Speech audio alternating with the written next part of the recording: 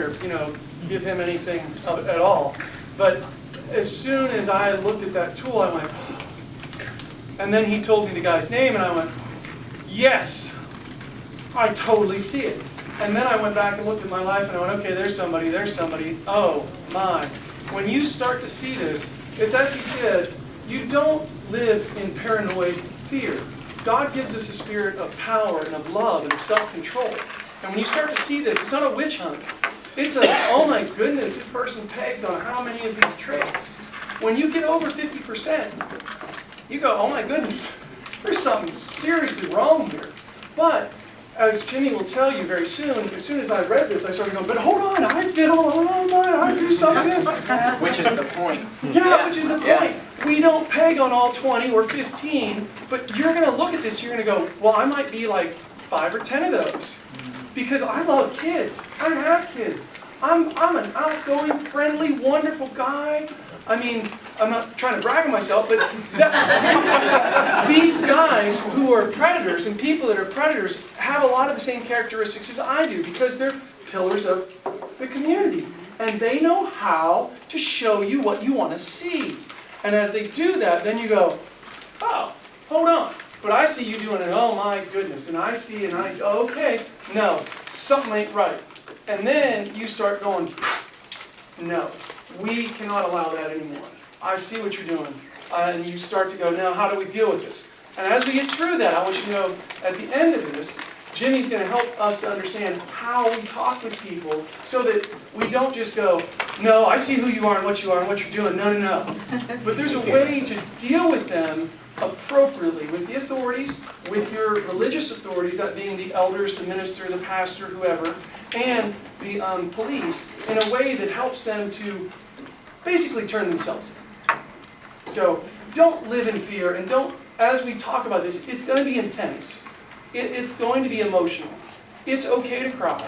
Nobody's, we're all here for the same reason, to understand what's happened and what's happening, and to protect the children around us. So don't feel like this is an inappropriate place. The other is, I want you to know, we have a couple counselors here who are on our staff or in our church, and they have both said to me, if anyone needs to talk after this, they are available. And it may not be that you want to talk today, it may be a week or 2 or 3. Also, I want you to know I'm available. I will talk with anybody as best I can and listen as best I can and help you to process whatever you want to process. But I also know that for men, I would be a safer person than for women. And for women, our counselor on staff would be a safer person, Pam.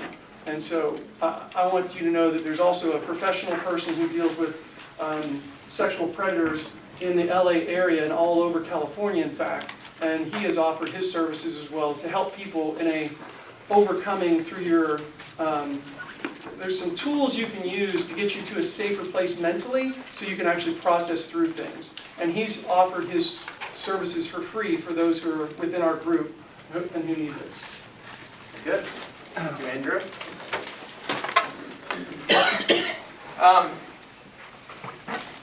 Show you my tree here and kind of explain this. So there's the tree with the 20 fruits, and you'll see these as they're unfolded, and eventually the tree will be full of fruit. When you have a tree full of fruit, as Andrew said, you start getting over 50% of these. That ought to raise some pretty big awareness in us. This grass that you see is the facade. This is what abusers want us to see. This is what they work very hard to maintain, and I said the facade is by far the most important area to maintain, for it's the barrier between the heart and the world. If the facade is not continually maintained, people will be... there's another typo. People will, who's my editor? People will begin to see what's really in the heart. So the heart is what's down here. Those are the roots, and this is where we are so ingrained in this that, well, it's not really... Like, we have all these cliches. It's not really my business what goes on in privacy of somebody else's home. It's not. I would like to think that it's exactly the church's business. If I'm at home beating my wife, if I'm physically or sexually abusing my children, if I'm viewing pornography, That's the church's business, to know what's going on in my home, you know? And so, how do we begin to peek into somebody's heart, to see what's actually there? This Proverbs 27:19 says, as water reflects the face, so one's life reflects the heart. Your life reflects what's in your heart. Larry Nasser going into these girls' hotel rooms in the middle of the night. What he was doing in his life was reflecting what was in his heart. Above all else, guard your heart, for everything you do flows from it. Everything you do flows from what's in your heart. Proverbs 4:23. Matthew 15:8. But what comes out of the mouth, this is Jesus himself, what comes out of the mouth proceeds from where? The heart. And this defiles a person. So there are these different levels. Think of this as a layering, putting the roots of your heart down. Okay, the heart is the anchor. That's what controls what we think, what we say, what we do. There are different levels, different degrees to this. So the first one is this darkened heart. It comes directly from Romans 1:21. Somebody doesn't honor God.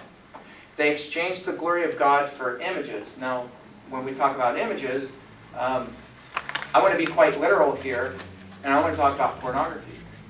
The genres of pornography that all pedophiles are deeply engrossed in is so egregious and so off the charts, just bizarre and weird, and we're talking bestiality, we're talking stuff with minors, we're talking just bizarre stuff. You exchange the glory of God for images. Of course, that's being done in private. You and I don't know that people are deeply entrenched in these kinds of genres of pornography. But Romans 1:21 says, for although they knew God, they did not honor him as God or give thanks to him, but they became futile in their thinking, and their foolish hearts were darkened. So there's this darkened heart that begins, you're putting your roots down. I asked my dad, what started you down this path? Oh, curiosity. Just was curious. When I was young, I was curious. I wanted to know what was underneath the clothes. And then he admitted, when he was very young, he got into pornography.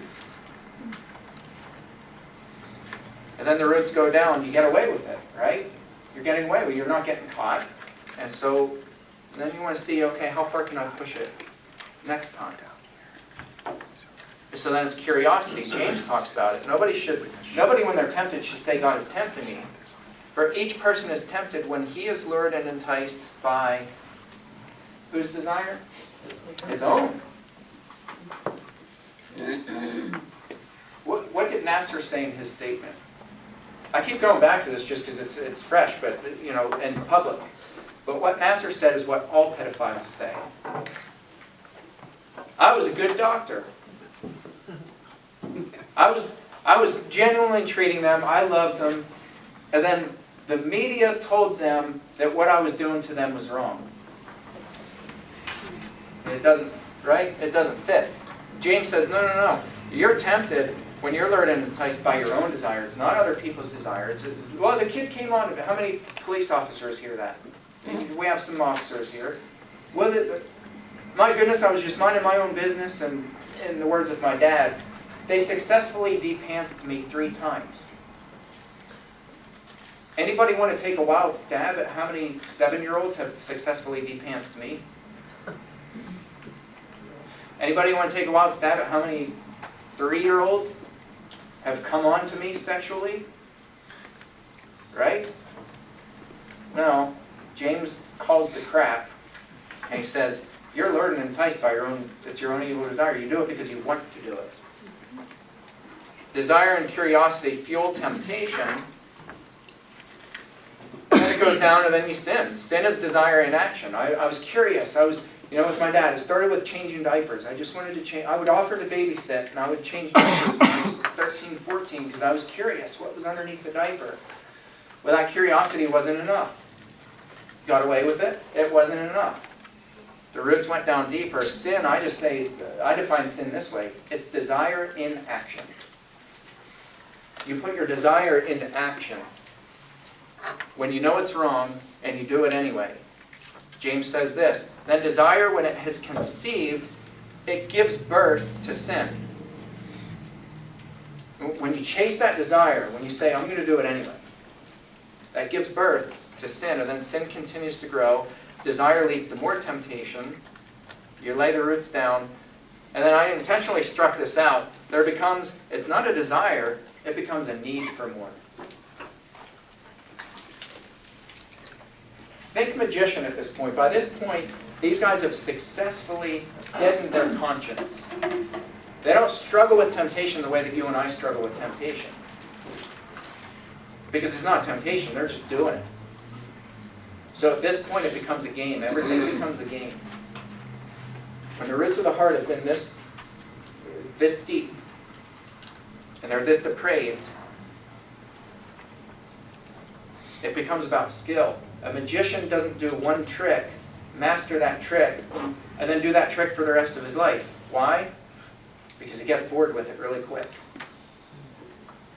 And so now they start doing things like Larry Nassar did, like my dad did, like every other pedophile does. They begin abusing in front of parents. Often. And they see how far they can take that. Okay, if I did this.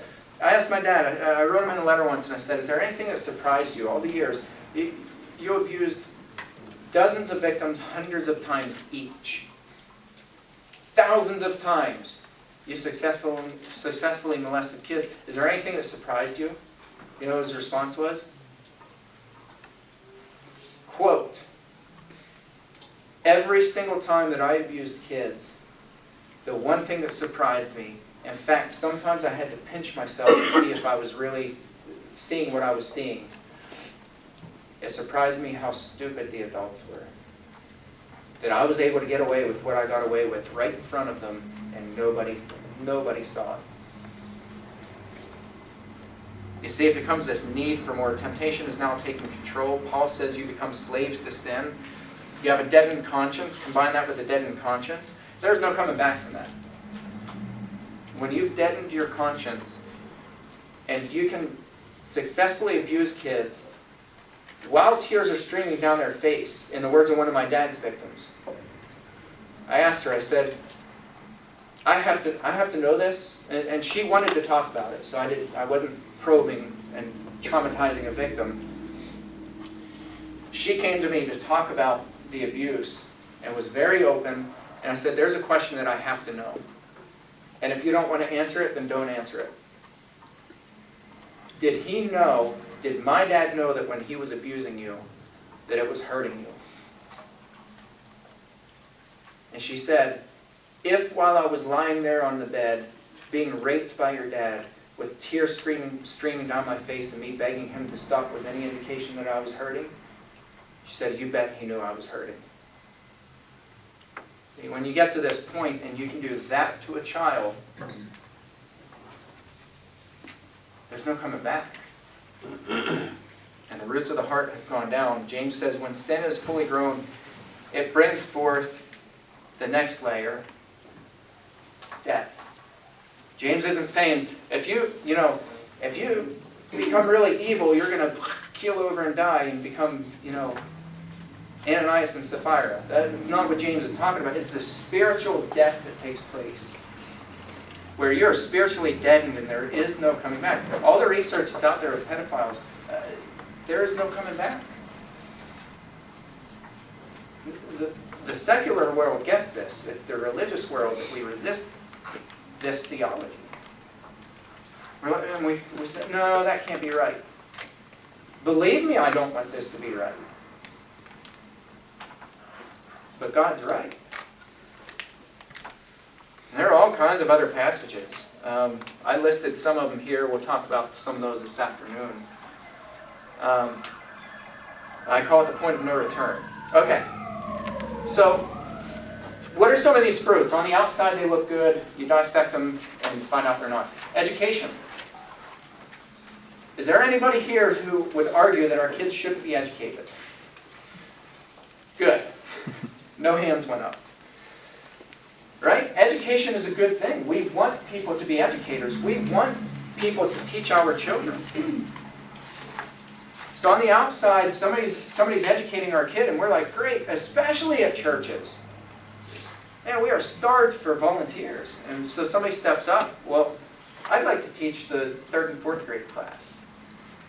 Where have you been all my life, right? 2 thumbs up. Where have you been?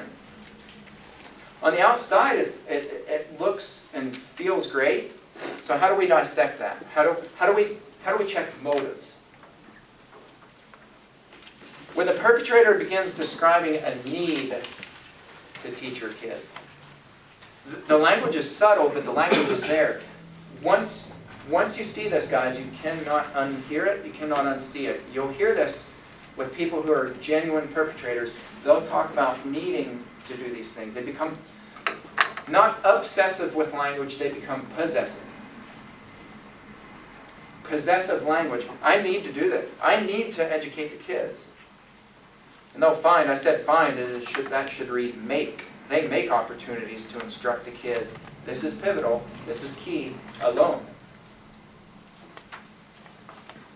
And they might have before or after church Bible studies with kids, or if it's at a school district, they'll tutor kids. And you know what? I'll volunteer my time, and I'll tutor your kid in their home. Well, out of the goodness of their heart, they're helping my kid.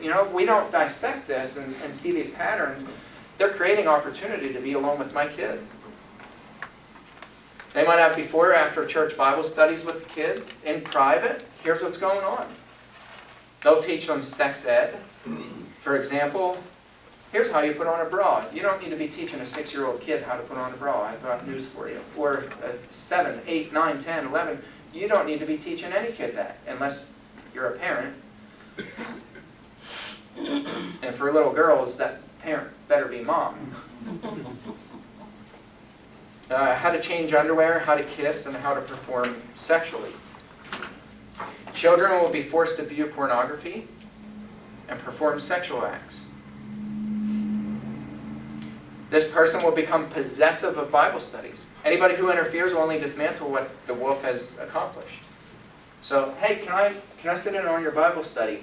Well, I've been building this reputation with this kid, and we just have this connection. And if you come in, you're gonna spook the kid. Watch when people become possessive, and they're creating opportunity to be alone with the kid. They've so manipulated children that the children feel the need to be around the defender and defend the offender. That's the irony in it. Larry Nasser in his statement, I'm going to keep going back to this, but in his statement, he said, I was a good doctor, right? I already said that, and these kids kept coming back to me time and time again. What he was saying was, they wanted to be near me. I was a good doctor. If they were being abused, why did they keep coming back to me? Well, here's why.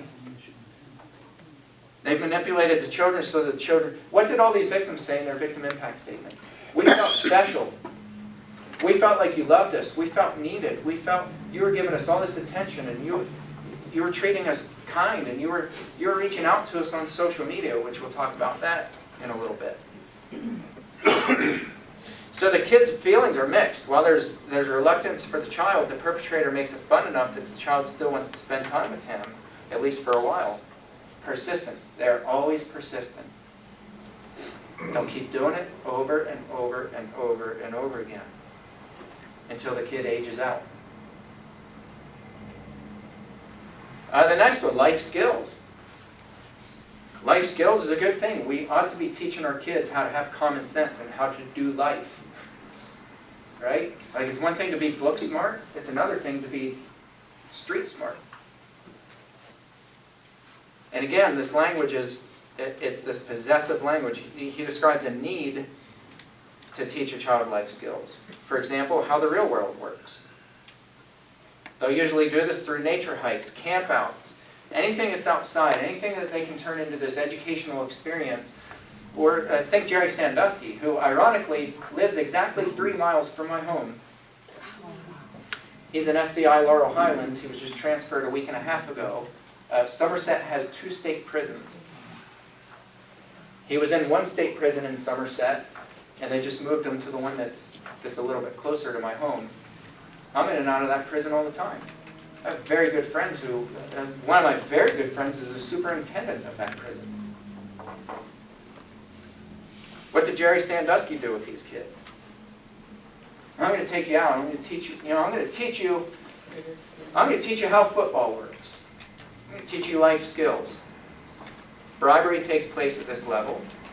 Offering companionship via quality time spent outdoors, learning to drive a car. Don't tell mom that I let you sit in my lap, and at 7, 8 years old, they take them on back roads. They learn to drive a car, go to ball games. Again, Jerry Sandusky. These special treats. But he was teaching them, it was with a purpose. He was teaching them how football works. Life skills. Both kids and parents are more than happy to oblige. Who wouldn't want their kid to go out? Jerry Sandusky to a football game. Or with my dad on nature hikes, especially when mom is overwhelmed and she just needs a break from the kids. Well, instead of just playing with your kids and wasting time, I'm going to teach them different kinds of leaves and the types of bark, and I'll get them to name trees. And my dad did this. They all do it. Teaching them life skills. Watch for possessiveness and watch for persistence. Images. All of us, both men and women, we like to feel like people think we're pretty. For guys, handsome. But right? Like, we need that. We need compliments. And so when somebody looks at us or looks at our kid and says, your kid is really pretty. Your daughter looks like your mom. On the outside, images, pictures, mental pictures or physical pictures, not a bad thing. But the perpetrator is obsessed with picture taking, obsessed with it, and posting pictures of children and or himself or herself online, especially with kids sitting in their lap and in different positions. I told you I'm going to keep going back to Larry Nassar. It's just fresh. It's fresh and public. What did all of these victims say? He asked if he could, videotape the techniques that he was using with these pelvic manipulations. He asked if he could videotape it for research. He's obsessed with picture taking. They all are. It's not enough to abuse the kids. They've got to take evidence. My dad was producing child pornography with the little girls that he was arrested and charged on. When the detective called me, she had viewed these pictures and videos. She's been doing this for 30 years. She investigates sex crimes against children. For 30 years, she's a tough woman.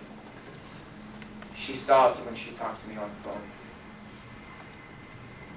In her words, she said, what your dad did to those little girls on film, she said, I don't know how they'll ever recover from that. He takes random pictures of kids, and lots of them. Watch at church functions. The wolf will walk around casually taking pictures of kids. It doesn't have to be with a camera. It can be mental snapshots. Watch for the way that people look at kids. My dad wrote me again from prison. He said, I can walk into a room. He said, in less than 20 seconds, I can tell who every person is like me. That's what he calls pedophiles, people like me. He said, in less than 20 seconds, I can figure out who every person like me is in the room. I wrote him back and I said, what gives you that confidence? How can you know? What do you look for? He wrote me back, he said, it's very simple. I watch their eyes. It's interesting, isn't it? I never heard that before. I've never read that in any research, and I believe it. I see it. I witnessed it.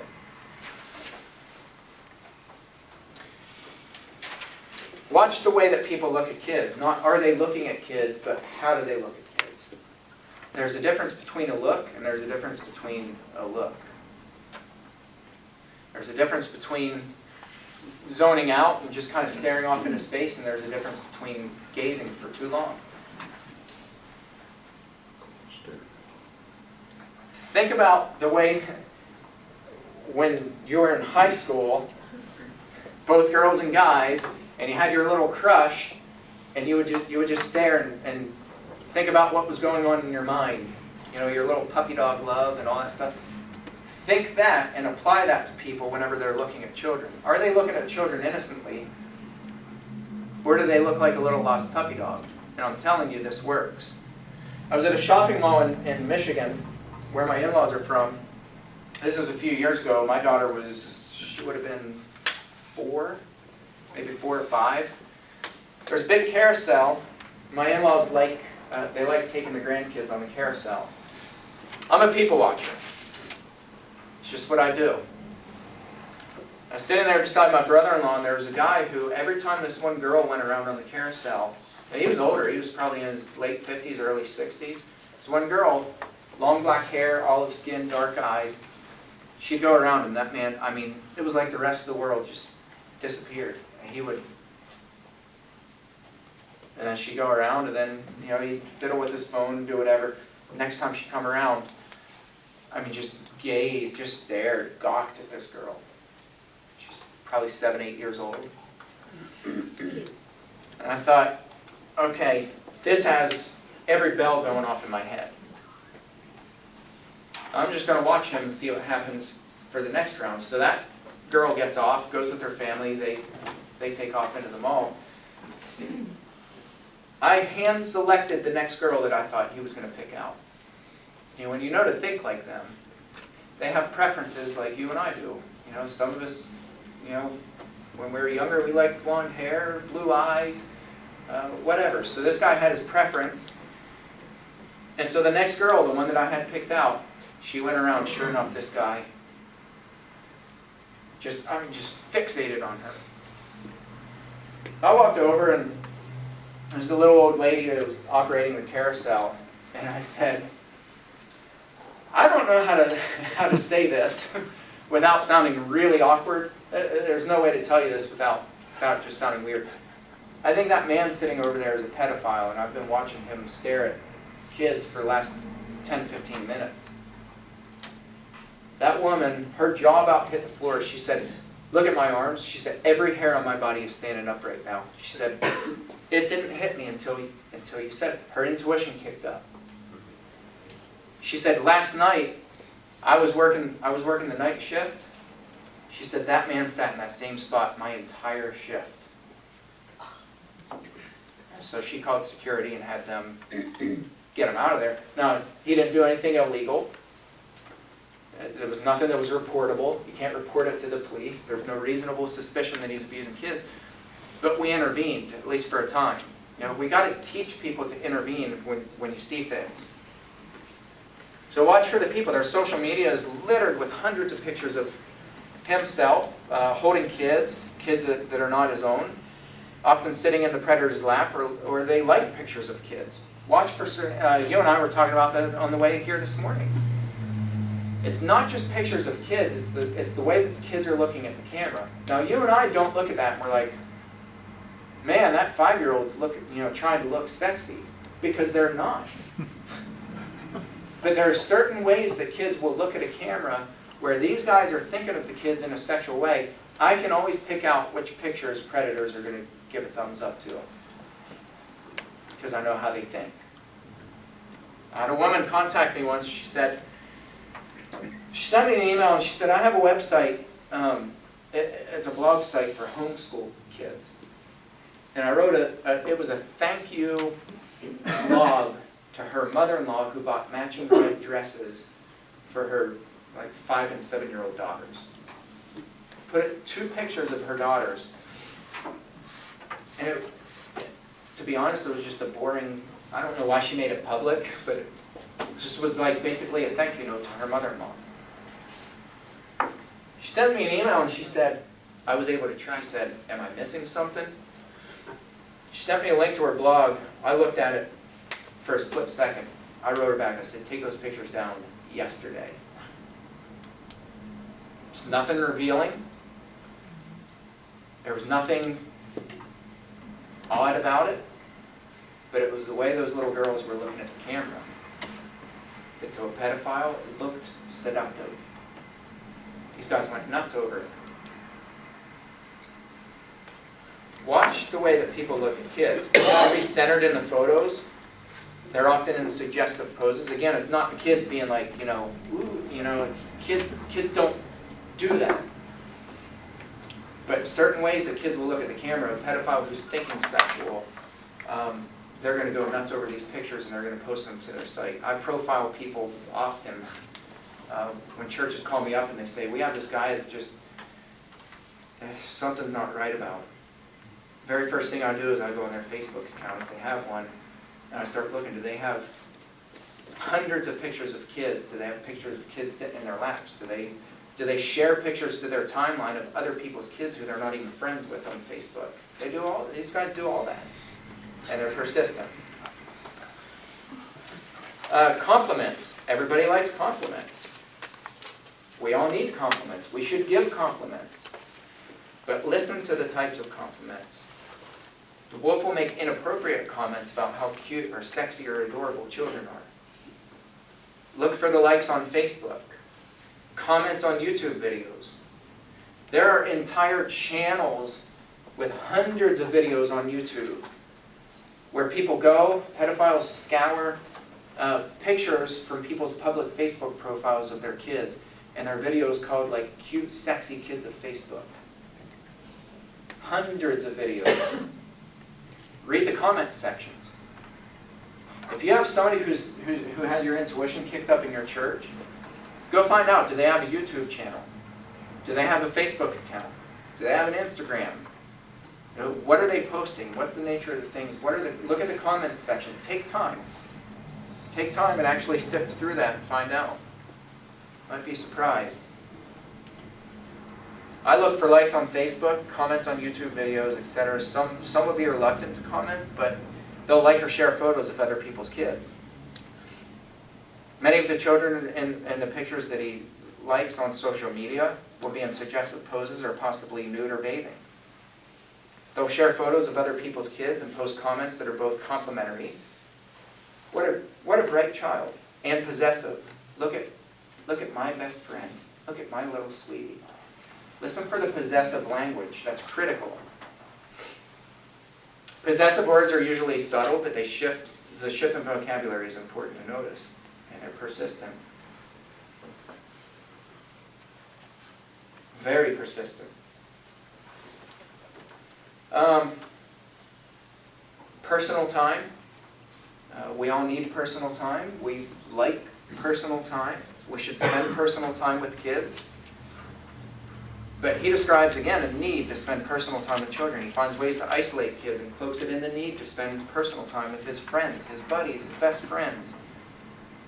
Because I just enjoy their company.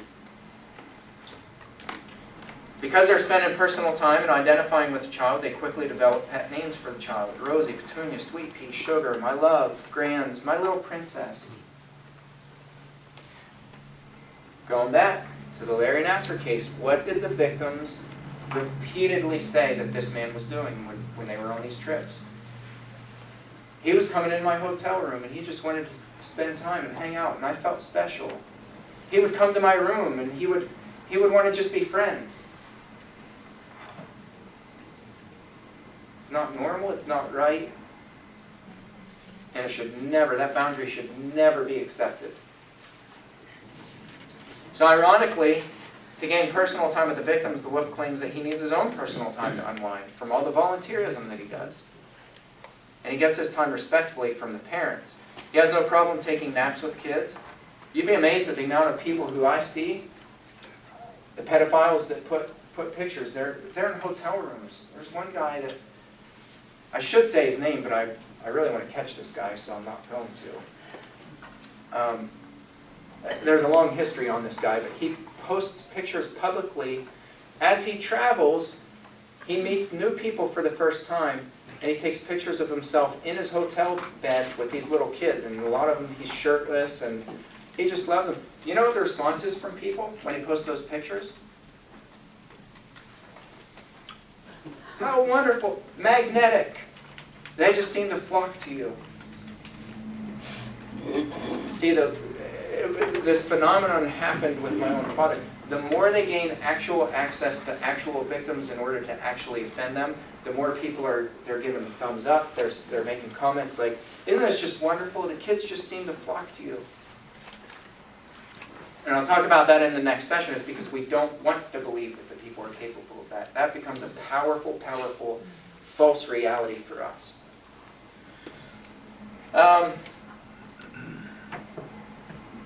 Caring. We all like to care for kids. We should care for kids. But he holds superiority. See, that's the difference. The predator is going to hold superiority to others in how much they care for children. He'll talk about it obsessively. He brags about his level of care, how much time they spend together, how much they text. These guys aren't private about this. It's just the opposite. They're very public. You'll hear it with people. Yeah, I was texting Ali Raisman the other day. Every one of the victims in the Nassar case talked about it. He was texting us. He was sending us messages on social media. He was calling us up. I don't know about you guys. I literally don't have one single phone number to one single minor, except my one daughter. Who doesn't have a phone, by the way? It's a fake number. It's a Google number, and it's on her iPad. And only we have access to that. But I don't have phone numbers to minors. I don't understand all these people, school teachers, people at church. I was texting with my youth group. Why? See, for me, that's cause for. I'm not saying that people who text with minors are abusing them, but it's a boundary that shouldn't be violated. So the people who talk about it, though, they brag about texting with these people, the little kids. Will migrate to positions where caring is normalized, so youth ministry, counseling, preaching, school teacher, young adults minister, Sunday school teacher. But as caring is not limited to children, abusers can remain very much in the public eye and for all the good they do. They'll visit the sick, the depressed, the dying. They'll give their time, money, prayers. Their good deeds are many, and anyone who begins to question odd behavior begins to, what? You feel bad. Larry Nassar wasn't protected simply because these were big organizations and they were like, well, we know that he's raping kids and we just don't care. That's not how it works. What happened was the higher-ups, both at MSU and at the U.S. Gymnastics, they were what? They were best friends with Larry Nassar. And they couldn't fathom in their wildest dreams that their best friend and the person, or their peer, the person who works beside them, or in Kyle Stevens' case, she was the only non-medical victim of Larry Nassar, but she was neighbors with the Nassar family. Her parents were good friends with Larry and Stephanie Nassar. They couldn't fathom their best friend, their neighbor, this guy who's so kind and compassionate and gracious and caring. They couldn't fathom him abusing their daughter Kyle, and so they didn't believe it. They didn't believe her. If adults find themselves giving back, whether it's money or time or whatever, then you're being manipulated. Follow your intuition, and they're very persistent. I'm going to speed these up a little bit for time's sake. Love. He feels a need to showcase his love for children. See, love is a normal thing. We should love people. We should encourage people to love people, including children, especially children. Didn't Jesus came unhinged.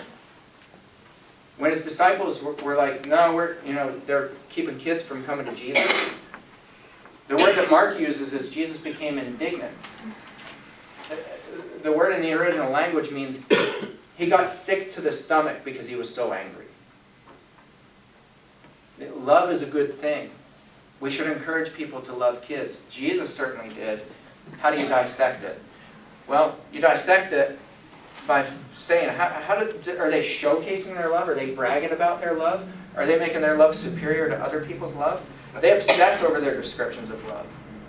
He fantasizes about ways to demonstrate his true love. In his own mind, he's a true Romeo.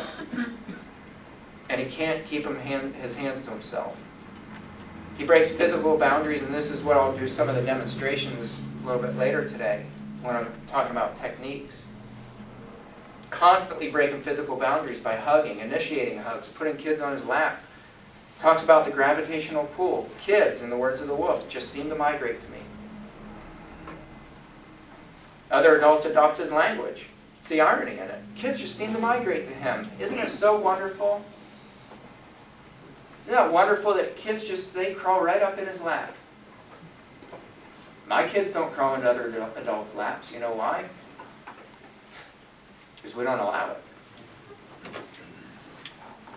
Certainly if an adult is initiating it.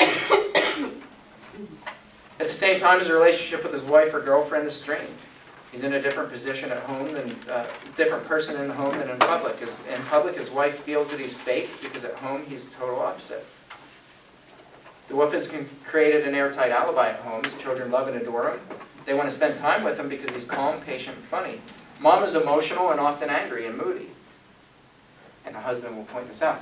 Again, how many of you in police departments have heard this?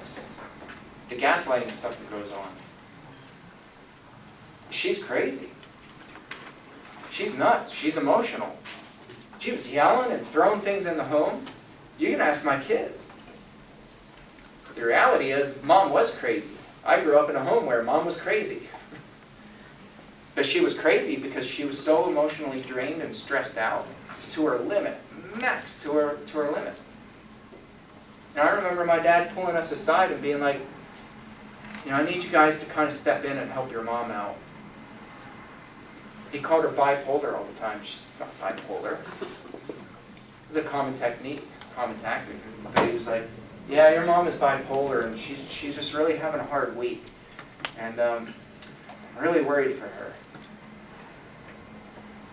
He had us convinced that she was crazy because oftentimes she was, or there was a reason. But see, he drew attention to it. Watch for this stuff. Listen to the language.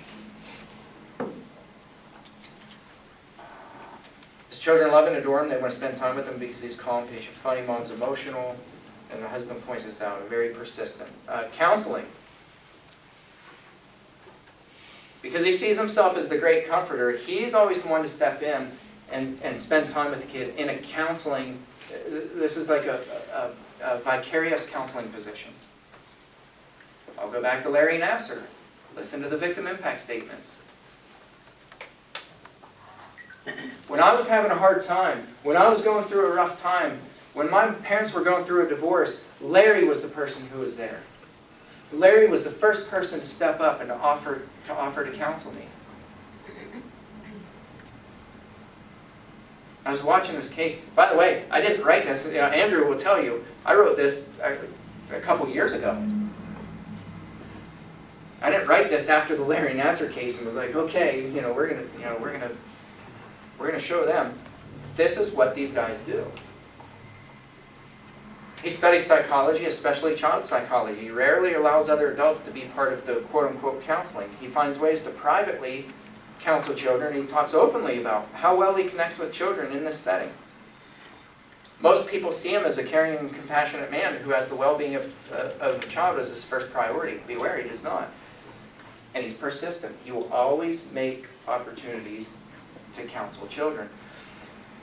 My wife and I had the displeasure of cleaning my dad's car out after he got arrested. He had volumes and volumes and volumes of audio CDs that were counseling CDs in his car. How to get your teenage to love you. You didn't have any teenagers. How to get your kids to listen to you. How to get inside the mind of your kids. There were dozens of those audio CDs in my dad's car. So as he's going down the road, He's studying psychology, 40 years into abusing kids, and he's listening to psychology CDs to get into the minds of his kids. These guys live it and breathe it. Moral policing. The wolf finds ways to talk bad about others, especially people who we're close to, and usually people he suspects would catch on to him. See, moral policing is a good thing. I'm doing moral policing right now, right? Like, we should be looking for people who are a threat. On the outside, it looks good, so when you hear them talk about other people who are a threat to the church, or a threat to the school, or a threat to somebody's family, we're identifying with that. We're like, you know what, you're right. Listen to the language. Put-downs are framed in a way that the wolf is, in a subtle way, morally policing others. Less skilled pedophiles are obvious with their put-downs. Highly skilled pedophiles frame it in a way where the listener identifies with the wolf. And they're like, yeah, you know what, I do notice that about Andrew. Or whoever. He was put offish.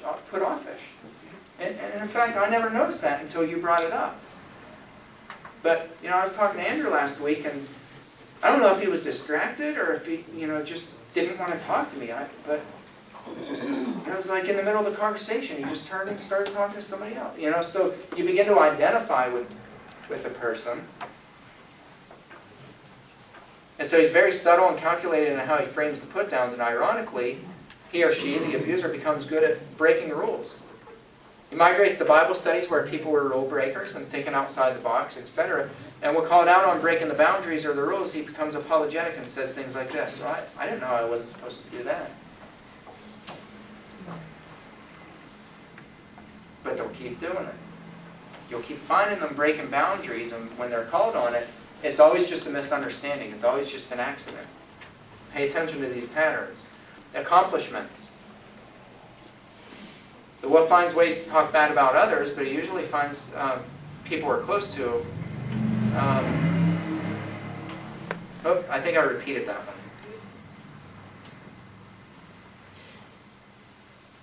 one. Yeah, so I repeated that one accidentally.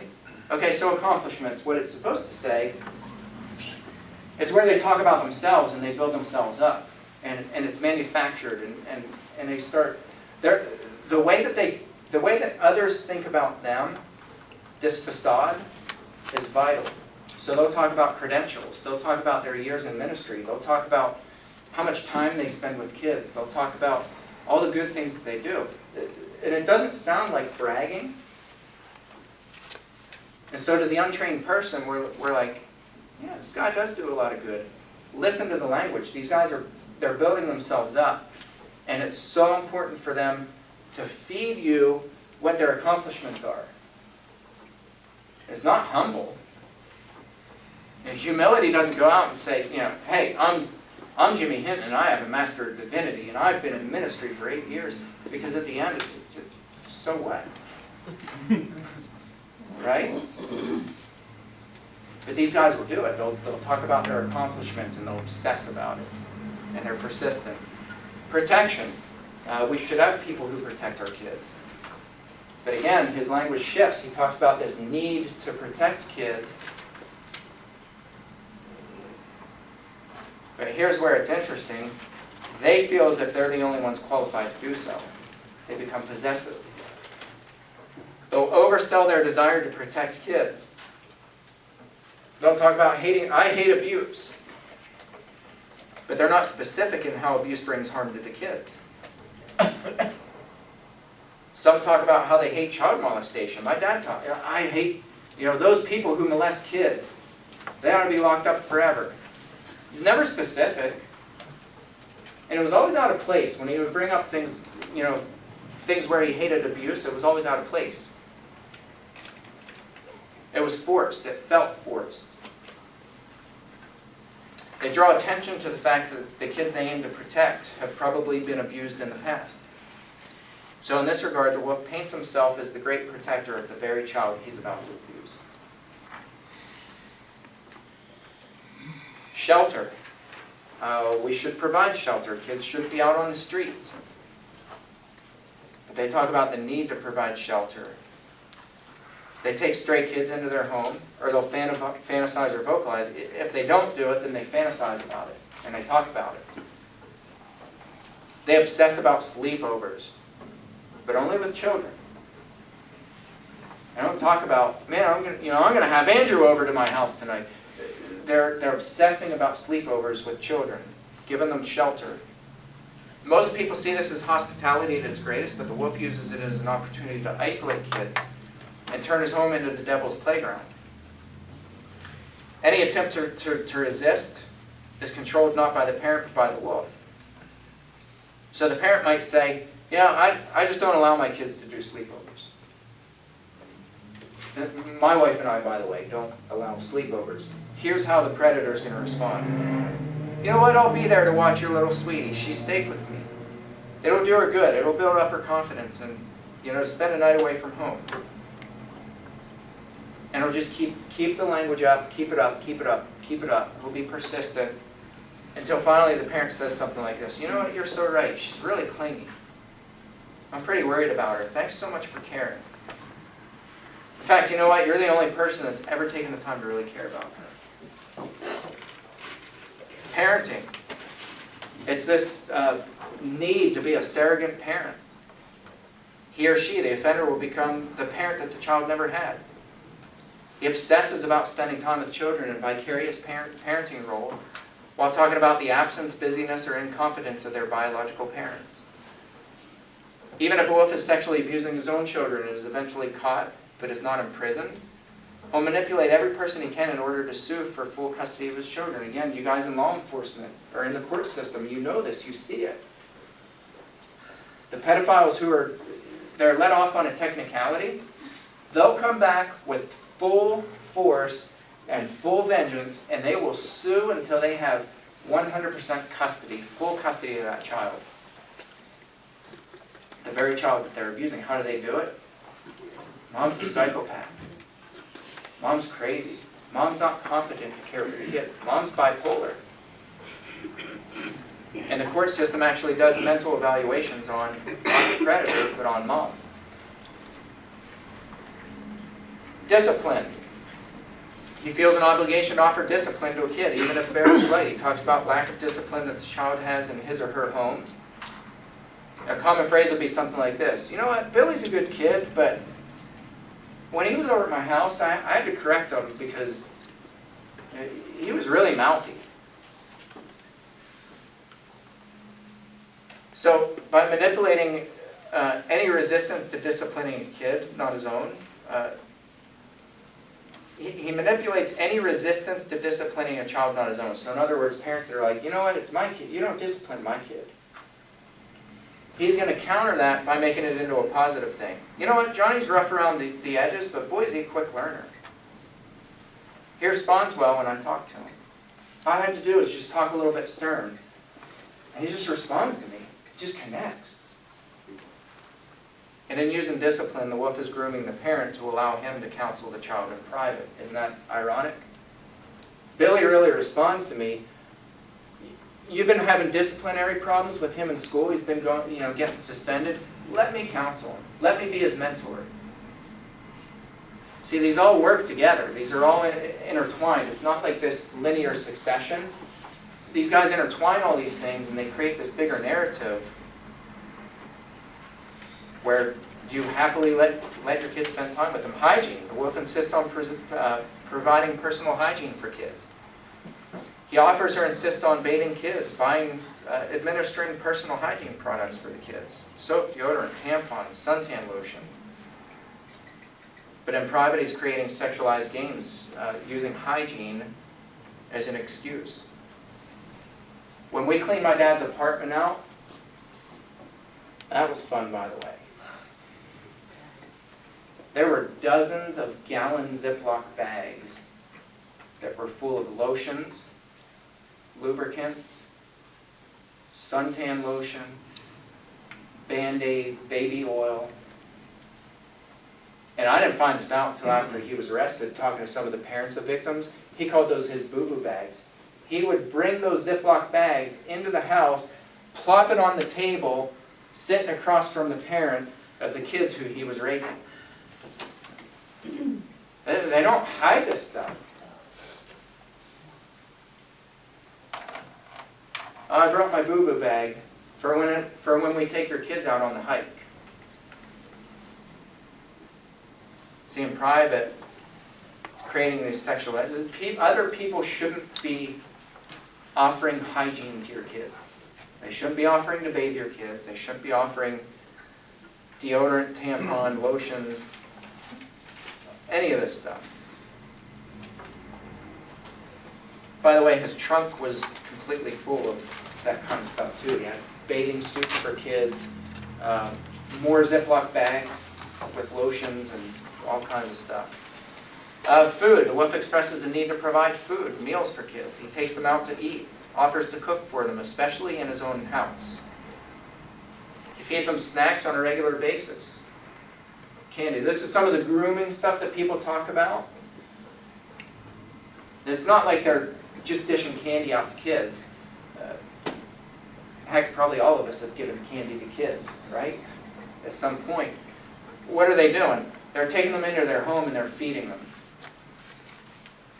Or they're taking them out to restaurants and they're feeding them. But in private, what they're doing, food turns into these sexually inappropriate games, conversations, food fights, body painting, consuming food off each other's bodies, drugging kids with flavored alcoholic drinks. My dad did not drink alcohol. When we cleaned his apartment out, there's tons of liquor in there where he would mix it. And we found out through the investigation, he would mix liquor in little kids' drinks.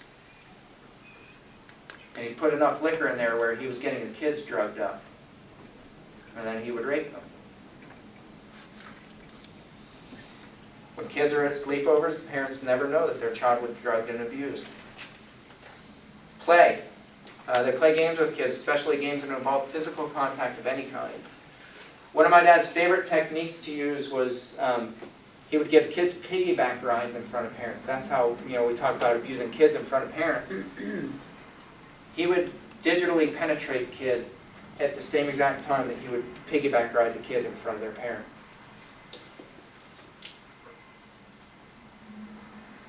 Play. We're all, yeah, play. Kids need play. Kids should be out and play. It's great when people play football with my kids. Watch for the people who initiate physical contact constantly. They're rubbing up against kids. They're brushing kids. They're touching kids. Watch for the people who are too physically aggressive with kids.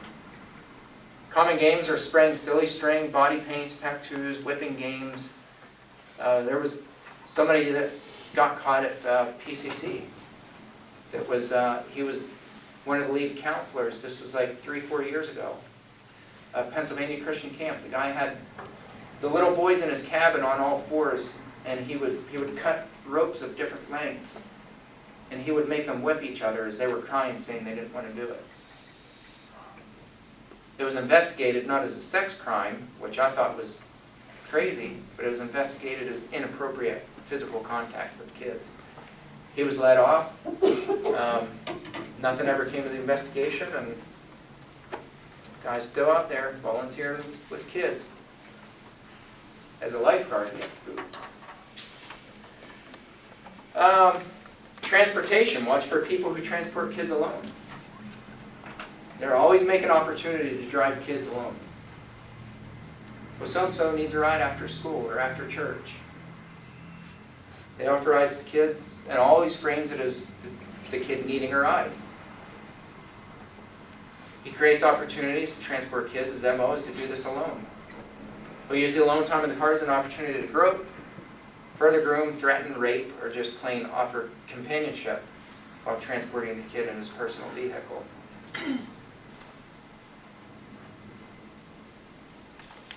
Favors. They manipulate both kids and adults into doing favors for him, usually by making the other person feel bad for him. It may be a small favor as helping to weed a garden, but it accomplishes these goals: investment in the relationship, and number 2, having compassion or pity for the world.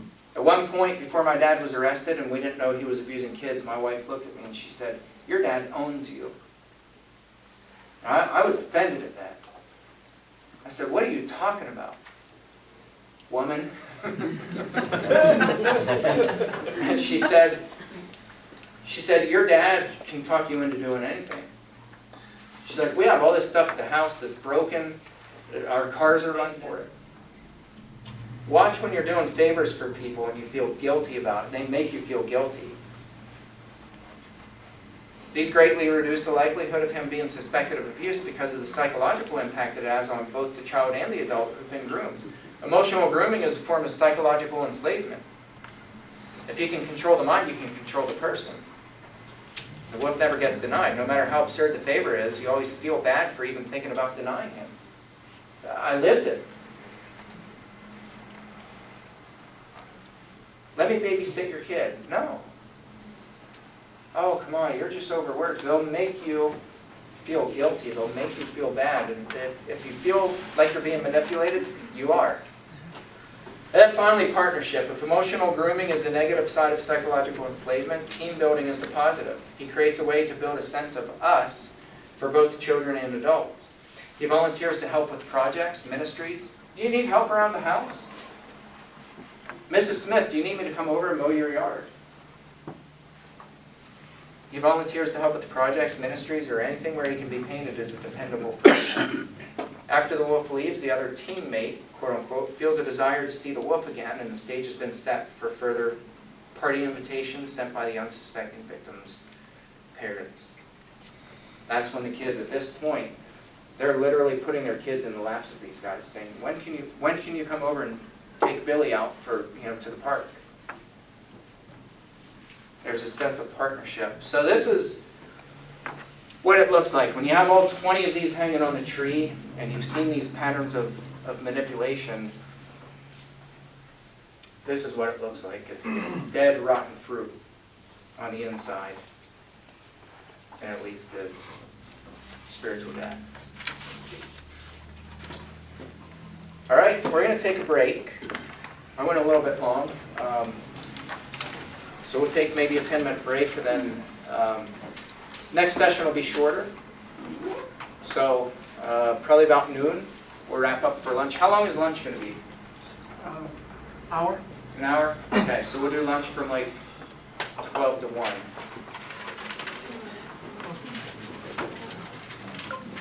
We'll have time this afternoon, too, for question and answer.